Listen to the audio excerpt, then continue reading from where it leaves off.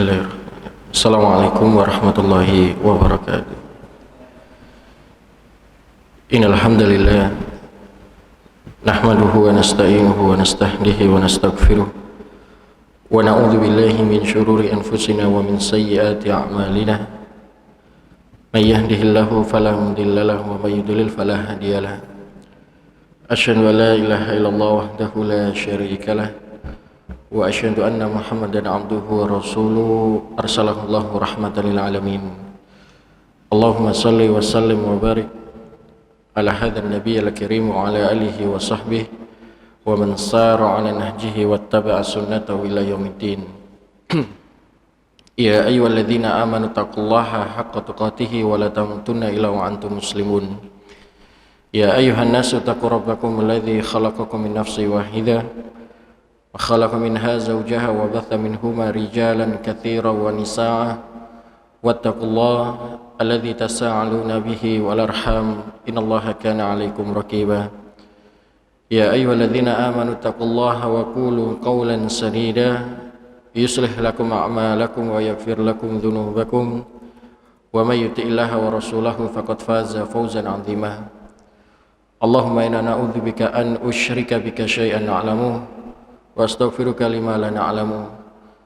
Allahumma inna na'udzubika min adzabi jahannam wa min adzabil qabri wa min adzabi jahannam wa min adzabil qabri fitnah. Allahumma inna nas'aluka al-ikhlas wa sidqa wal qawli wal amali.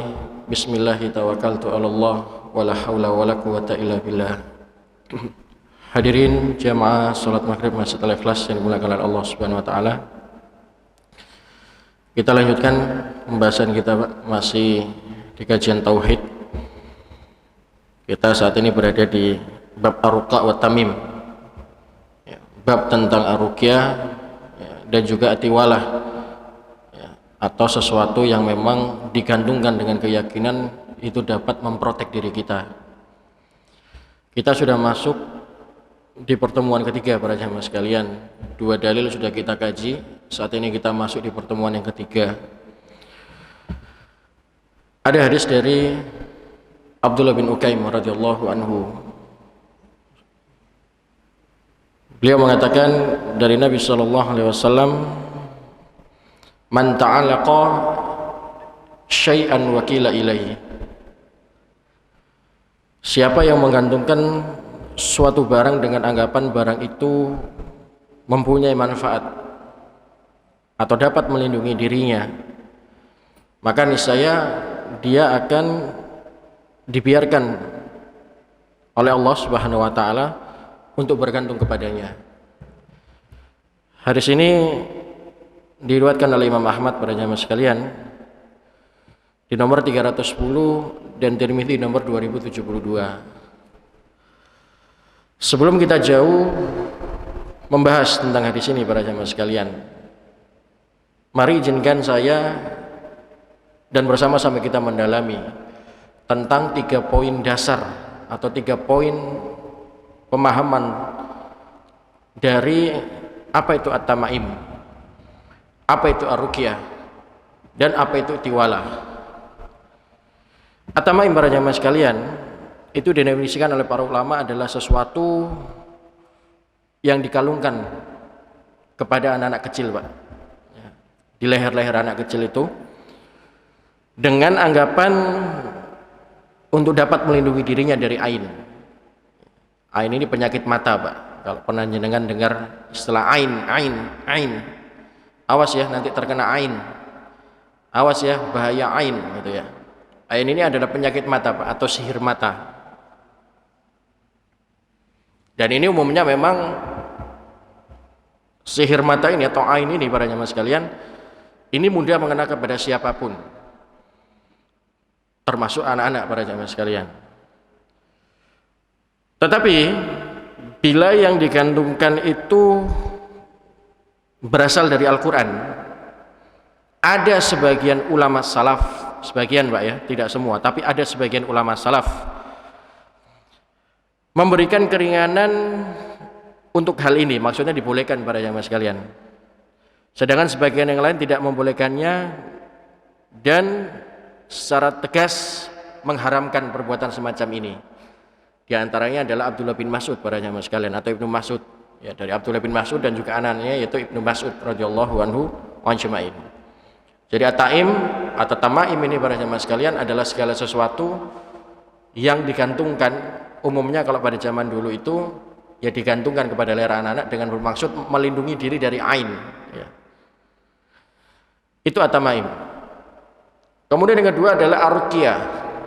Ruqyah para jamaah sekalian, istilah yang atau nama yang tidak begitu asing di tengah-tengah kita, kan gitu ya. Ruqyah, apa itu ruqyah para jamaah sekalian? Itu bisa juga disebut sebagai kata azimah. Jadi makna lain ruqyah itu adalah azimah para jamaah sekalian. Ada dalil khusus yang membolehkannya selama tidak mengandung kesyirikan. Karena mohon maaf, umumnya selama ini orang memahami ruqyah itu, Pak, ya, ruqyah itu ya hanya sebatas yang syar'i dan itu boleh. Ya udah tuh, kalau tidak bisa disembuhkan medis coba ruqyah saja, kan gitu. Ah, itu penyakit non medis, maka solusinya ruqyah, kan gitu. Ternyata ada ruqyah yang tidak syar'i para jamaah sekalian. Namun Rasulullah SAW telah memberikan keringanan dalam hal ini untuk mengobati ain dan sengatan kalajengking. Jadi Pak, kalau zaman Nabi SAW itu orang kalau terkena penyakit ain, sihir mata tadi Pak, ketajaman mata memandang tadi itu oleh Rasulullah SAW diperbolehkan untuk diruqyah. Ya walaupun bukan hanya terbatas pada ain saja Pak ya. Misalkan ada orang memang disihir dengan berbagai macam bentuk sihiran, maka boleh itu diruqyah, kan gitu ya. Itu tentang ruqyah para jamaah sekalian. Kemudian yang ketiga adalah atiwalah. Atiwalah, nama yang sedikit asing di tengah-tengah kita, tapi nama yang umum masyhur di tengah-tengah kita. Atiwalah ini Pak kita kenal dengan istilah pelet, pengasihan. Biasanya orang kalau pakai atiwalah ini Pak atau pengasihan ini umumnya itu untuk menarik lawan jenis, umumnya Pak, umumnya terjadi semacam itu, dengan anggapan bahwa itu bisa membuat lawan jenis atau pasangan kita itu para jamaah sekalian mencintai suaminya atau seorang suami mencintai istrinya. Makanya istilah yang nyeleneh di tengah-tengah masyarakat kita itu Pak, khususnya di anak muda itu, kalau cinta ditolak apa Pak? Dukun bertindak. Umumnya seperti itu. Karena kalau sudah menyatakan perasaan, baik yang sudah menikah maupun belum menikah, terus kemudian hilangnya rasa kasih dan sayang, ya ini jalan-jalan yang diharamkan oleh Allah Subhanahu wa taala Pak. Ini yang biasanya digunakan untuk bisa menarik lawan jenis. Tentu ini diharamkan dalam agama kita para jamaah sekalian. Nah, hadirin yang dimuliakan oleh Allah Subhanahu wa taala, di sini penulis menerangkan Pak tentang hadis yang kita kaji tadi. Ya, bahwa sesuatu yang digantungkan, dipasangkan pada leher seseorang dengan maksud untuk sesuatu yang dianggap bisa melindungi, memprotek dirinya, maka itu hukumnya haram ya para jamaah sekalian. Barang siapa yang menggantung kepada sesuatu, baik itu berupa ketergantungan hati, perbuatan, maupun keduanya, maka niscaya Allah Subhanahu wa taala akan memasrahkan dia kepada tempat ketergantungannya tersebut. Maka barang siapa yang bergantung kepada Allah Azza wa Jalla dalam menunaikan kebutuhannya, bersandar kepadanya serta menyerahkan urusannya kepada Allah Subhanahu wa taala, niscaya Allah akan mencukupinya, mendekatkan segala yang jauh dan memudahkan yang susah. Dan justru kebalikannya para jamaah sekalian, barang siapa yang menggantungkan kepada selain Allah atau merasa tenang dengan bersandar kepada rahyu atau pemikirannya sendiri para jamaah sekalian, bersandar pada akalnya, kepada obatnya, atau bahkan dia bersandar kepada at-tamimah. At-tamimah ini jimat Pak, kata lain dari jimat, dan lain-lain, maka Allah Subhanahu wa taala pun akan menyerahkan orang itu kepada hal-hal tersebut sehingga Allah hinakan orang itu tanpa ada pertolongan darinya. Dan ini dalilnya sudah jelas Pak, sering kita dengar di dalam surat At-Talaq, wa may yatawakkal 'alallahi fahuwa hasbuh. Dan barang siapa yang bertawakal pada Allah, niscaya Allah akan mencukupkan keperluannya.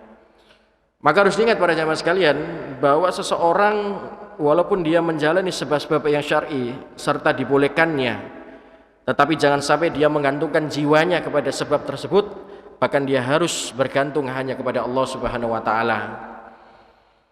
Jadi jelas para jemaah sekalian bahwa kalau ada orang dia menggantungkan segala sesuatunya, tidak terbatas masalah barang Pak ya, tapi pikirannya, hatinya, jika dia menggantungkan kepada selain Allah Subhanahu wa taala, maka Allah akan menghinakan orang itu dalam keadaan dia terhina terhadap apa yang dia gantungkan. Karena kan gini Pak ya, ada orang yang bergantung pada akal pemikirannya. Dia meyakini bahwa problematika hidup yang dia hadapi, ujian dia hadapi, hanya bisa diselesaikan dengan kecerdasannya, hanya bisa diselesaikan dengan kepintarannya. Padahal Allah mengatakan, wa may yatawakkal 'alallahi wa huwa hasbuh. Yang dapat memberikan pertolongan, memberikan jalan keluar problematika dari hidup seseorang itu hanya Allah Subhanahu wa taala. Tidak jarang kalau ada orang kemudian bergantung pada pemikirannya. Naudzubillah Pak, ada orang akhir hidupnya akhirnya dia mati dalam keadaan dia stres, dalam keadaan dia gila. Ya karena dia merasa mampu menyelesaikan dengan akalnya, dengan pemikirannya saja. Padahal segala sesuatu kalau kita serahkan, kita pasrahkan sama Allah, itu urusannya jadi beda. Wa may yattaqillaha yaj'al lahu makhraja. Barang siapa yang bertawakal pada Allah secara sungguh-sungguh dengan ikhlas, tawakal meminta pertolongan pada Allah, maka Allah akan apa Pak? Memberikan jalan keluar dari permasalahan yang dihadapi, dari ada yang tidak pernah dia sangka-sangka. Sampai Pak, ini diberikan analogi oleh penulis. Andai kata seorang pegawai dia menggantungkan hatinya secara penuh kepada gaji yang ia terima tanpa mengingat Allah yang telah mendatangkan sebab dari pendapatannya itu, maka seseorang tersebut para jemaah sekalian telah terjatuh pada kesyirikan. Nah ini kan juga banyak Pak terjadi di tengah-tengah kita. Ada orang, apa yang saya miliki Ustadz, ini hasil kerja keras saya, pagi, siang, sore, malam ya, banting tulang sampai tulang saya banting-banting kan gitu. Nah ini mohon maaf Pak, kalau kita tidak melibatkan Allah dari nikmat yang kita miliki, maka kata Allah Subhanahu wa taala kita termasuk dalam kategori orang yang mempersekutukan Allah Subhanahu wa taala. Kufur Pak terhadap nikmat Allah Subhanahu wa taala. Makanya sering Pak kita nasihatkan kepada antum Pak yang bekerja gitu ya. Berangkat dari rumah Pak pagi, niatkan Pak cari nafkah itu untuk ibadah sama Allah Subhanahu wa taala. Karena mohon maaf ada orang terjebak dalam rutinitas saja Pak. Ya sudahlah, pagi saya berangkat kerja, terus siang, sore, malam pulang gitu Pak ya. Ya sudah, rutinitas saja, tapi tidak diingatkan untuk ibadah sama Allah Subhanahu wa taala. Ya ini termasuk perbuatan yang sia-sia Pak. Rugilah kita. Ya, makanya Allah mengatakan di dalam dalam salah satu ayat Pak, wal asr. Demi waktu. Karena manusia ini Pak banyak yang merugi, tidak pandai memanfaatkan waktu yang diberikan sama Allah Subhanahu wa taala. Nah kembali lagi para jemaah sekalian, ada orang menggantungkan hidupnya hanya terhadap pekerjaannya Pak. Kemarin Pak, pandemi 2019, 2020 Pak ya, 2021 kita diuji. Banyak saudara-saudara kita yang kehilangan pekerjaan, banyak saudara-saudara kita yang di PHK Pak. Merasa susah hidupnya Pak. Memang secara teori Pak mudah, prakteknya memang sulit, tapi memang itulah ujian dari Allah Subhanahu wa taala. Toh alhamdulillah juga masih banyak Pak jalan keluar dari Allah Subhanahu wa taala. Padahal tidak selalu Pak permasalahan kita itu ya harus diselesaikan dengan uang Pak. Ini tauhid loh Pak. Ini akidah kita. Makanya Allah mengatakan dalam Al-Qur'an itu walanabluwannakum bisyai'im minal khauf wal ju' wa naqsin minal amwali wal anfusi wa thamarat. Dan memang sengaja sama Allah Pak, Allah menguji dengan rasa takut. Kenapa Allah menggunakan kata takut lebih utama Pak? Pertama dibandingkan dengan ujian kelaparan, buah-buahan. Karena Allah Pak ingin seakan-akan gitu memberitahu pada kita, tidak semua permasalahan termasuk rasa takut itu bisa diselesaikan dengan uang. Ketika kita takut Pak, uang kita bisa menyelesaikan para jamaah sekalian? Tidak. Tapi manakala kita takut Pak, diuji sama Allah Subhanahu wa taala dengan rasa ketakutan, maka yang bisa memberikan jawaban solusi jalan keluar Pak, itu hanya kepada Allah Subhanahu wa taala. Nah ini ibrohnya nggak kalah penting para jamaah sekalian. Ayo tauhid kita benahi Pak. Nah Pak kita bekerja itu asbab Pak. ikhtiar kita untuk mendapatkan rezeki dari Allah Subhanahu wa taala. Karena ada orang gini, Pak, sudahlah kita pasrah saja sama Allah Subhanahu wa taala. Nanti Allah akan berikan rezeki. Naam ya akhi. Tapi Allah tidak mungkin, Pak, turunkan tangan dari langit ini lah, saya kasih uang kamu. Enggak. Kita tetap harus ikhtiar, Pak, bekerja gitu ya. Tapi jangan sampai, Pak, kita diperbudak oleh dunia ini, diperbudak oleh pekerjaan, Pak. Lupa dengan ibadah kita, lupa terhadap siapa yang memberikan rezeki kepada kita. Ya, ini tidak boleh, Pak. Bagi Allah mudah sekali mencabut rezeki itu para jamaah sekalian. Ya, kadang-kadang orang kalau sudah sampai tingkat itu, Pak, naudzubillah min dzalik, dia lupa terhadap Allah Subhanahu wa taala. Makanya ada dalam istilah dalam agama kita tuh namanya istidraj, Pak. Istidraj ini ya rezeki ngalir terus, Pak. Uang, ya, mobil mewah, kendaraan mewah, rumah besar, istri yang cantik gitu, Pak, ya. Tapi tidak sholat, nggak melakukan ketaatan sama Allah, ini dikenal dengan istidraj. Ya itu memang sengaja sama Allah, ini saya kasih kamu kan gitu. Tapi justru semakin banyak nikmat yang dia terima, Pak, dan dia tidak mensyukuri nikmat Allah itu, jadi petaka di kemudian hari para jamaah sekalian. Maka seyogyanya para jamaah sekalian, seorang muslim melibatkan Allah dalam setiap urusan, melibatkan Allah dalam setiap rezeki yang dia terima, dari nikmat yang dia terima, Pak, ini semua datangnya dari Allah Subhanahu wa taala. Itulah bijaknya seorang muslim para jamaah sekalian.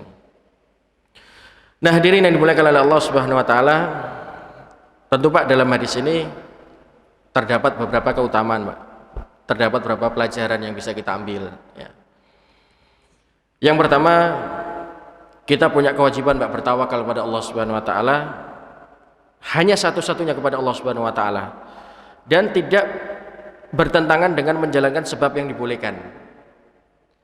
Jadi sudah hukumnya mutlak wajib, bukan sunnah muakkad lagi, Pak, tapi wajib hukumnya seorang mukmin dimanapun dia berada yang mengaku ada Tuhan namanya Allah, dia bertawakal pada Allah Subhanahu wa taala. Jangan lagi, Pak, terus kemudian kita tawakal sama Allah itu, Pak, di saat kita susah, Pak. Makanya saya punya istilah, kadang itu kita itu jadi ateis, Pak, di saat kita kaya. Lupa sama Allah Subhanahu wa taala, tidak kenal Tuhannya Allah Subhanahu wa taala. Tapi kalau dalam keadaan susah, Pak, lagi pailit, usaha sepi, kerjaan sepi, Pak, subhanallah, jadi orang yang paling dekat kepada Allah Subhanahu wa taala. Coba perhatikan, Pak. Orang kalau ya rata-rata, Pak, ya kebanyakan, tapi coba kebanyakan itu orang kalau hidupnya tentrem, Pak, adem, ya ibadah secukupnya, Pak. Tapi coba perhatikan kalau kemudian dalam keadaan diuji sama Allah Subhanahu wa taala, ya, 5 waktu di masjid, bahkan muazin belum datang, Pak, dia sudah datang di masjid, zikir, mendekatkan diri pada Allah, seakan-akan sudah paling terhina sekali para jamaah sekalian. Ini realita yang terjadi, ya, tengah-tengah kita. Tidak salah juga, Pak. Itulah sifat manusia, terkadang lupa terhadap nikmat yang diberikan pada Allah Subhanahu wa taala kepada kita. Maka, Pak, orang mukmin wajib hukumnya tawakal sama Allah, itu sudah harga mati, tidak ada tawar-menawar lagi. Dan tentunya para jamaah sekalian, ini juga harus dibarengi dengan ikhtiar, Pak. Orang kalau diuji sakit, Pak, ya jangan kemudian diam saja, ya sudahlah saya tawakal sama Allah, nanti Allah menyembuhkan. Tidak juga, Pak. Ya tetap kita harus ikhtiar. Sabar, ikhtiar, cari obatnya untuk menyembuhkan diri kita para jemaah sekalian, dengan minta apa, Pak? Kesembuhan pada Allah Subhanahu wa taala. Ya. Maka Nabi Ibrahim mengatakan apa, Pak? Wa idza maridtu fa huwa yashfin. Kalau aku sakit, kata Nabi Ibrahim, itu datangin dari Allah, fa huwa yashfin. Yang juga menyembuhkan itu juga dari Allah Subhanahu wa taala. Nah, kita tidak boleh, Pak, punya keyakinan subhanallah kayak di masa pandemi kemarin, Pak, ini tidak ada yang bisa menyembuhkan saya kecuali para dokter yang ahli. Awas, Pak, perkataan ini semacam ini itu bisa mengundang kita ya nyerempet-nyerempet kesyirikan, Pak. Dokter, Pak, hanya sebab saja, Pak, usaha kita, ikhtiar kita untuk mendapatkan kesembuhan. Tapi orang beriman yang bertauhid pada Allah Subhanahu wa taala itu, ya, itu bagaimana dia punya keyakinan, Pak, segala sesuatu yang terjadi pada dirinya itu datangnya dari Allah Subhanahu wa taala. Maka dalam surat Taubah itu, Pak, ayat ke-51, ya Allah mengatakan qul la yusibana illa ma kataballahu lana wa maulana wa 'alallahi falyatawakkalul mu'minun. Katakanlah wahai Muhammad bahwa tidak ada yang dapat memberikan manfaat maupun mudarat, ketakutan dan berbagai macam jenisnya Pak. Itu kalau mau kita tafsirkan secara bebas, itu kecuali hanya Allah. Falyatawakkalul mu'minun, dan yang dapat melindungi orang yang beriman itu hanya Allah Subhanahu wa taala. Itulah bentuk tawakal kita para jamaah sekalian. Nampak kita diuji ya kita ikhtiar Pak, harus berusaha mencari menggapai kesembuhan tadi Pak. Jangan cuma berbicara ya sudahlah saya tawakal. Ya Allah juga tidak suka hal semacam itu para jamaah sekalian. Jadi jelas wajib hukumnya para jamaah sekalian, orang beriman bertawakal pada Allah Subhanahu wa taala dan dibarengi dengan ikhtiar para jamaah sekalian. Itu yang pertama. Kemudian yang kedua, barang siapa yang berpaling dari Allah Azza wa Jalla dan mencari manfaat dari selainnya, maka dia pasti dihinakan dan tidak akan tertolong para jamaah sekalian, tidak akan ditolong oleh Allah Subhanahu wa taala. Nah, ini Pak, ini yang sering kita ulang-ulang dalam kajian tauhid kita ini Pak. Banyak orang ketergantungan terhadap selain Allah Subhanahu wa taala. Ya mohon maaf Pak, ujung-ujungnya orang itu Pak matinya dalam keadaan seperti itu nanti Pak. Makanya orang-orang pelaku kesyirikan itu kan sudah berulang kali diingatkan sama Allah Subhanahu wa taala. Ya, awas jangan pernah mendekati kesyirikan, jangan melakukan kesyirikan. Allah mengancam sangat tegas sekali, Pak. Ya. Allah sudah meringatkan dalam Al-Qur'an dalam surat An-Nisa, ya. Innallaha la yaghfiru ay yushraka bihi wa yaghfiru ma duna dzalika liman yasha. Allah tidak akan mengampuni dosa selain kesyirikan para jamaah sekalian. Wa yaghfiru ma duna dzalika liman yasha, dan Allah akan mengampuni orang-orang yang tidak berbuat kesyirikan pada Allah Subhanahu wa taala. Why, Pak? Kenapa Allah mempertegas dalam Al-Qur'anul Karim dalam surat Al-Bayyinah, Pak? Innal ladzina kafaru, sesungguhnya orang-orang yang kufur pada Allah Subhanahu wa taala, min ahlil kitab, siapa ahlil kitab Pak? Yahudi wa Nasara, wal musyrik, dan orang-orang yang mempersekutukan Allah Subhanahu wa taala, di mana mereka nanti finnari jahannama khalidina fiha. Mereka itu Pak nanti kekal di dalam nerakanya Allah, namanya neraka jahanam Pak. Ulaika hum syahrul bariyah, dan mereka itu seburuk-buruk makhluk, dan seburuk-buruknya tempat itu Pak neraka jahanamnya Allah Subhanahu wa taala. Nah ini Pak, ini sudah bentuk ancaman dari Allah Subhanahu wa taala. Orang mati dalam kesyirikan Pak sudah pasti, sudah otomatis Pak akan dihinakan sama Allah Subhanahu wa taala. Tidak ada tempat kembali terbaik bagi orang yang bergantung selain pada Allah Subhanahu wa taala, neraka jahanam tempatnya. Coba Pak kita lihat pelajaran yang kita ambil dari Fir'aun. Ya, Fir'aun itu kurang apa Pak? Kaya, ya, tampan Pak, setengah dunia dia kuasai. Terus apa? Ngaku Tuhan. Kelima Pak, setengah dunia juga percaya Pak dia Tuhan. Lihat akhir hidupnya ya akhi, dia dihinakan oleh Allah Subhanahu wa taala. Bergantung apa Pak? Bergantung dengan kekuasaannya. Bergantung dengan kekuasaannya. Awas loh Pak, orang yang suka bergantung pada kekuasaannya, merasa pangkat jabatannya ini segala sesuatunya, kita lihat di akhir hidupnya para jamaah sekalian. Ya walaupun Pak prakteknya nanti di tengah-tengah lapangan tuh ya bermacam-macam Pak ya. Nabi mengatakan in amal amalu bi khawatin, ya. Seseorang itu nanti tergantung pada akhirnya Pak ya. Tapi kalau orang semasa hidupnya Pak bangga dengan kekuasaannya, bergantung dengan kekuasaannya, Pak nanti akhir hidupnya Pak rata-rata nanti ya sudahlah, nanti tidak jauh-jauh dari apa yang dia gantungkan Pak. Kehebatannya, keperkasaannya, wewenangnya, jabatannya Pak. Toh padahal segala sesuatu yang dia miliki Pak datangnya dari Allah Subhanahu wa taala. Sangat mudah bagi Allah Subhanahu wa taala untuk mencabutnya sebetulnya Pak. Tapi perhatikan Pak, orang-orang kalau yang bergantungnya hanya pada Allah Subhanahu wa taala, hidup jadi tenang Pak. Sudahlah, semua ada Allah Subhanahu wa taala. Kita yakin Pak ada Allah yang menyelesaikan semua permasalahan. La ta'khudhuhu sinatu wala naum. Allah tidak pernah tidur Pak. Tapi orang-orang Pak, mohon maaf ini praktek di tengah-tengah masyarakat Pak yang memang kurang din Pak ya, kurang agama. Itu rata-rata Pak kekuasaan yang dia pakai untuk tembak orang, jatuhkan orang, ya Pak ya. Menghardik orang dan lain sebagainya. Ujung-ujungnya Pak kekuasaan dicabut sama Allah Subhanahu wa taala. Ya Firaun tadi loh Pak, enggak usah jauh-jauh, Firaun itu loh. Itu kekal diabadikan sama Allah Subhanahu wa taala. Jasadnya ada, kisahnya ada dalam Al-Qur'an. Ya orang beriman Pak harusnya bisa mengambil ibroh, pelajaran dari apa yang sudah disampaikan oleh Allah Subhanahu wa taala dalam Al-Qur'an Pak. Itulah orang beriman para jamaah sekalian. Dijadikan evaluasi, Pak. Mandana nafsahu wa amila lima ba'dal maut.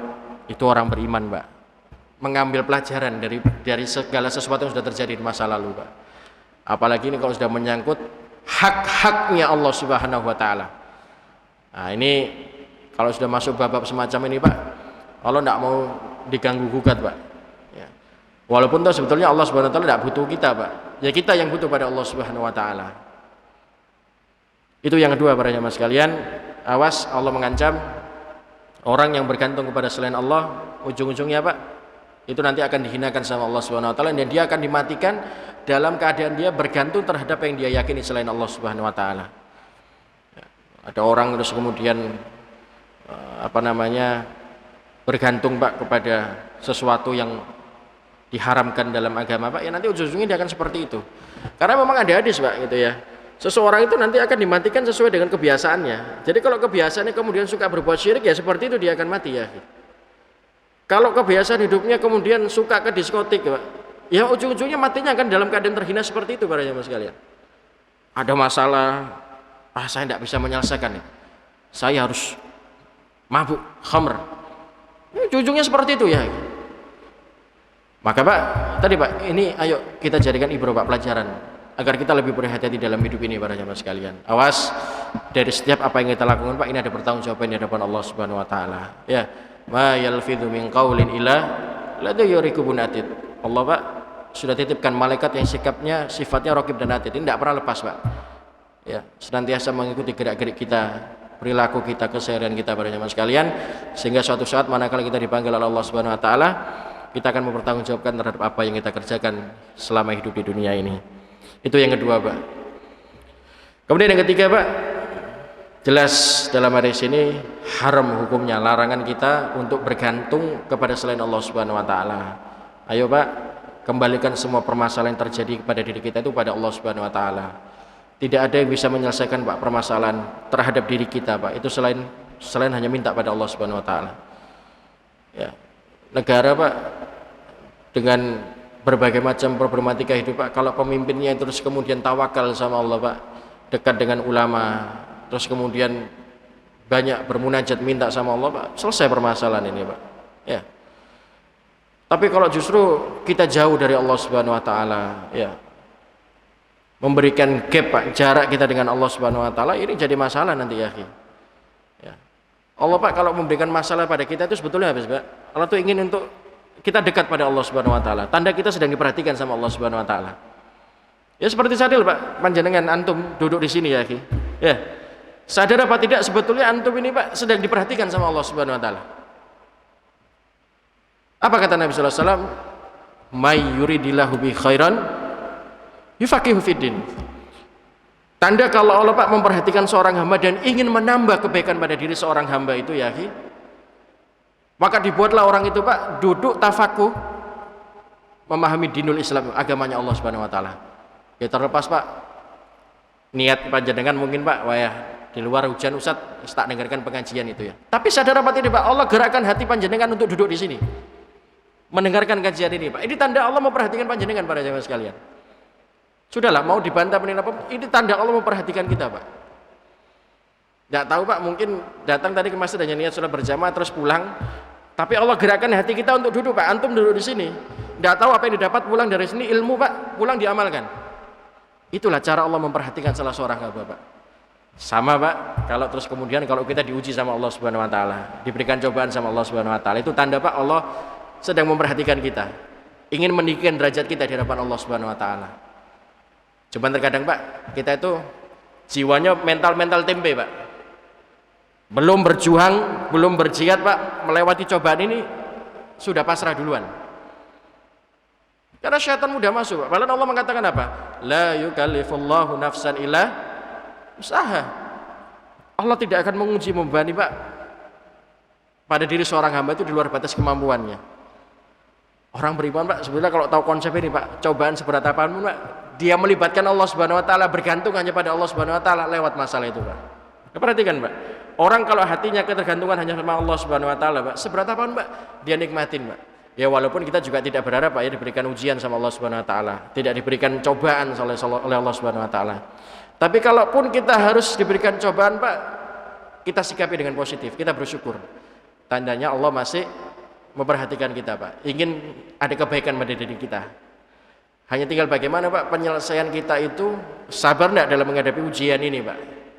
Nah tadi konsepnya sebetulnya kalau orang beriman tahu Pak, cobaan yang terjadi yang menimpa diri seorang hamba itu Pak, insya Allah ada solusi jalan keluar dari Allah Subhanahu wa taala. Selama Pak kita bergantung pada Allah Subhanahu wa taala. Tadi makanya apa Pak? Wa may yattaqillaha yaj'al lahu makhraja wa yarzuqhu min haitsu la yahtasib. Siapa yang tawakal sama Allah, tawakal di sini dalam keadaan susah, senang, sedih, dia gantungkan hanya pada Allah Subhanahu wa taala, wa yarzuqhu min haitsu la yahtasib, maka nanti Pak ini jalan keluar datang dari Allah Subhanahu wa taala. Ya, dari arah yang enggak pernah kita duga, Pak. Kita berpikir wah solusinya nanti akan ada jauh di sana. Ternyata di dekat-dekat kita saja, Pak. Itulah cara Allah dalam menyelesaikan permasalahan kita para jemaah sekalian. Makanya Allah mengatakan inni a'lamu ma la ta'lamun. Aku ini kata Allah lebih tahu, mengetahui apa-apa yang tidak kamu ketahui kan gitu. Itulah maha besarnya Allah Subhanahu wa taala.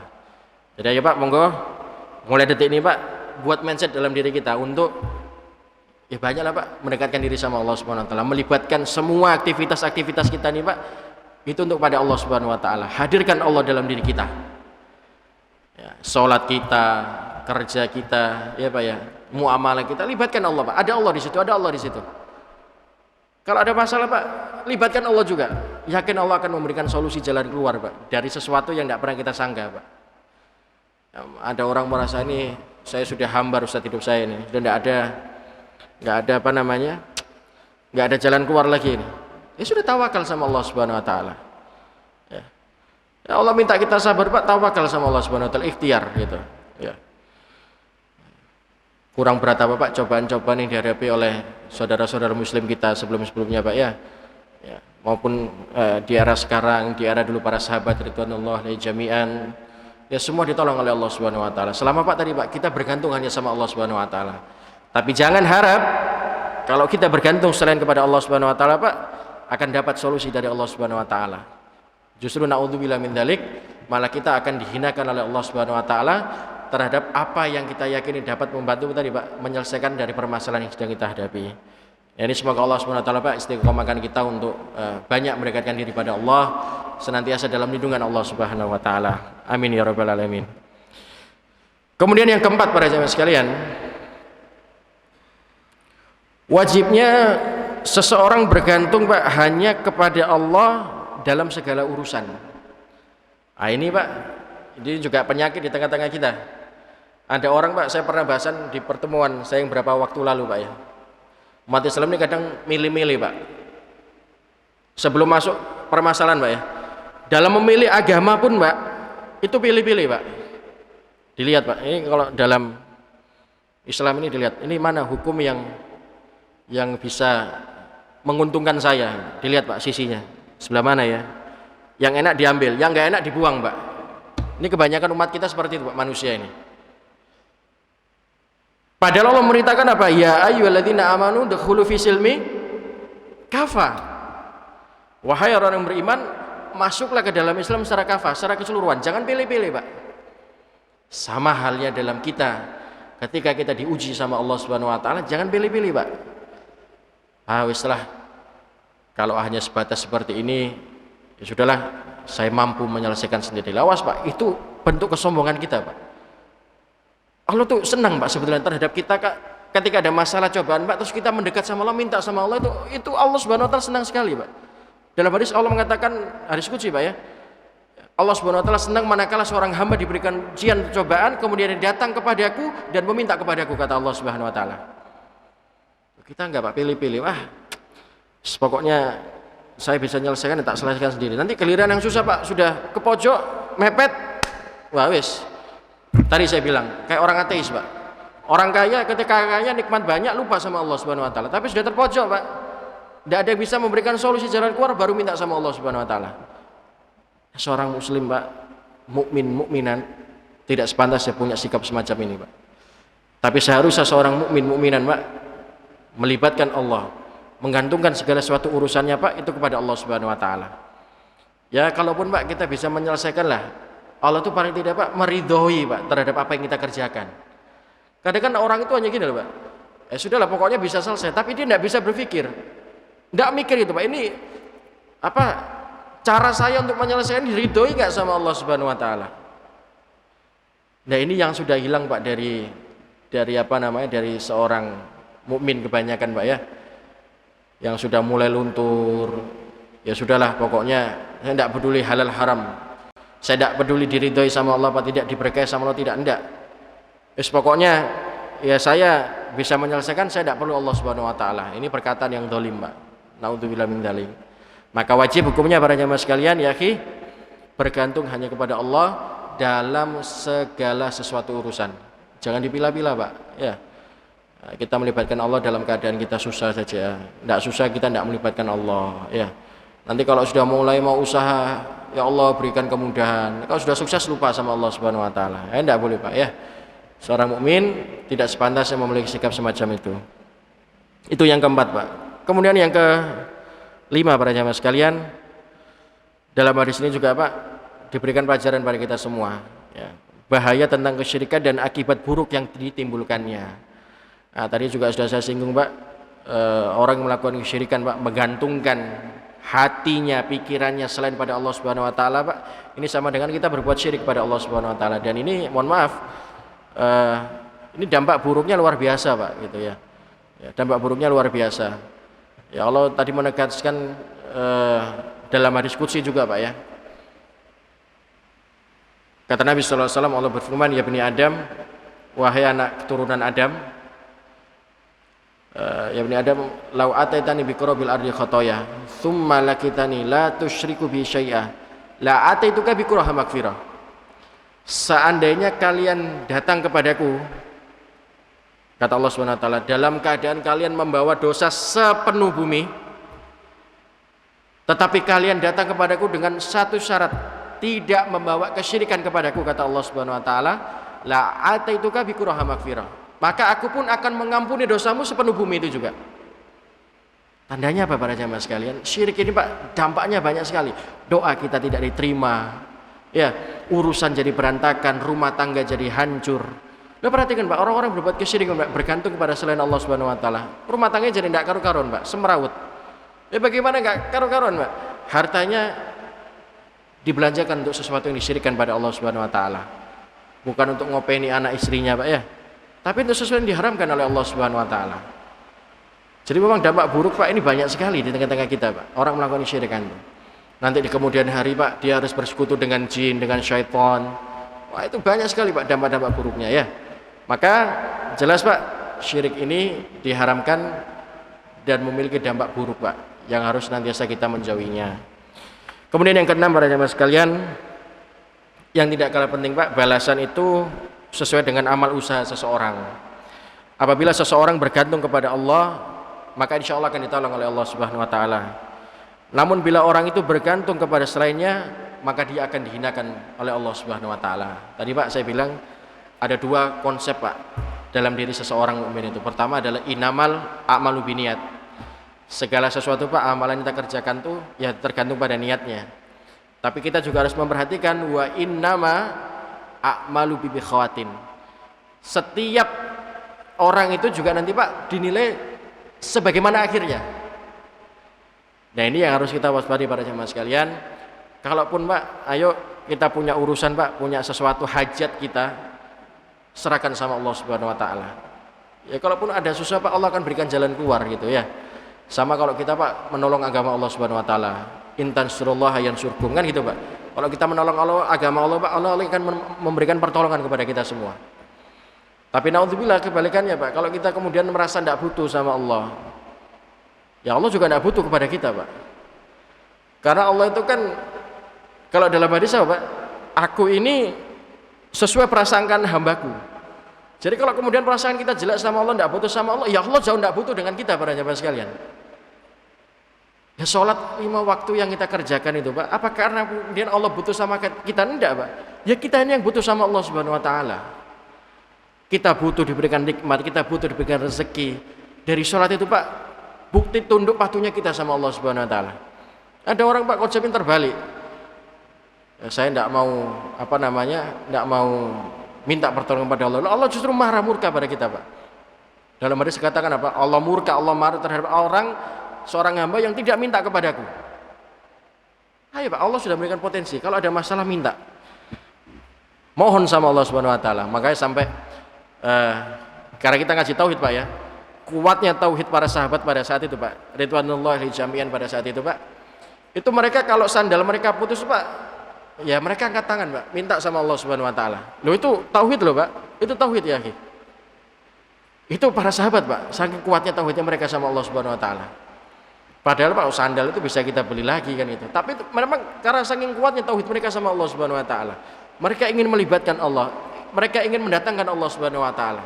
Mereka tahu dia punya Rabb yang mana kalau seorang hamba minta sama Allah, Allah pasti akan kabulkan selama syaratnya terpenuhi dan dia tidak melakukan sesuatu yang diharamkan sama Allah Subhanahu wa taala. Nanti biasanya syaitan masuk Pak. Dah Ustaz, saya ini sudah doa pagi, siang, sore, malam enggak dikabulkan sama Allah Subhanahu wa taala. Padahal Allah mengatakan apa Pak? Melalui Nabi kita Muhammad sallallahu alaihi wasallam, Allah itu mengabulkan doa dalam 3 hal Pak. Pengampunan dosa, ya, memberikan pahala, serta apa Pak? Mengkabulkan doa terhadap apa yang kita butuhkan. Tapi tadi Pak Allah mengatakan ini alamu mala ta'lamun. Ya kalaupun sekarang Pak belum dikabulkan sama Allah, Allah lebih tahu Pak. Mungkin saja kalau ini diberikan sama Allah tidak jadi manfaat Pak, jadi mudarat gitu ya. Tapi karena maha besarnya Allah Pak dengan keluasan rahmatnya, walaupun tidak dikabulkan langsung Pak, Allah masih memberikan pahala Pak. Memberikan apa? Memberikan pengampunan dosa terhadap diri kita para jamaah sekalian. Itu yang keenam. Yang terakhir Pak, akibat dari suatu perbuatan baik itu buruk maupun perbuatan yang baik itu nanti ujung-ujungnya kembali kepada diri kita. Awas, Allah sudah mengatakan hal jazaul ihsani ilal ihsan dalam surat Ar-Rahman itu Pak ya. Perbuatan baik tidak ada balasan kata Allah Subhanahu wa taala kecuali perbuatan baik pula juga Pak. Dalam hadis juga ditekankan Pak, kama tadinu tudan. Sebagaimana kita berperilaku, ya seperti itu kita akan dibalas oleh Allah Subhanahu wa taala. Kalau kita Pak bergantung sama Allah, insya Allah kita akan ditolong oleh Allah Subhanahu wa taala. Tapi kebalikannya, manakala kita tidak butuh pada Allah Subhanahu wa taala dan kita bergantung pada selain Allah, ya seperti itu pula kita akan dibalas oleh Allah Subhanahu wa taala. Ingat, sekali lagi saya tegaskan Pak, Allah tidak butuh kita, tapi kita yang butuh kepada Allah Subhanahu wa taala. Demikian para jamaah sekalian, ini ada beberapa faedah atau keutamaan yang bisa kita kaji pada kajian tauhid kali ini.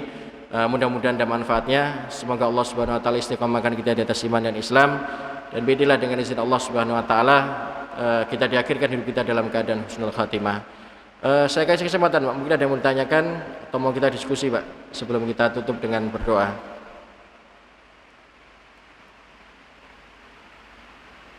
Baik, saya rasa cukup Pak ya.